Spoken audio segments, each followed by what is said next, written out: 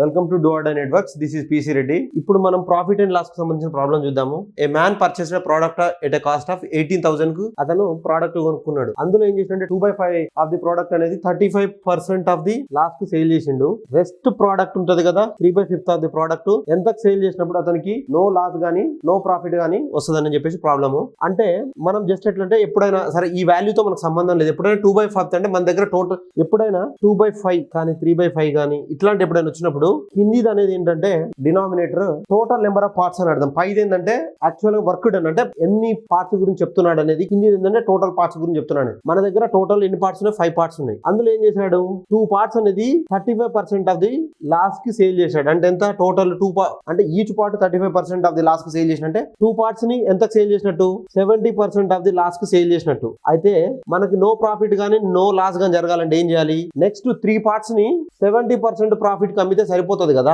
అప్పుడు no profit గానీ no gain గానీ అతనికి ఏబీ రాదు. అంటే ఏం చేయాలి?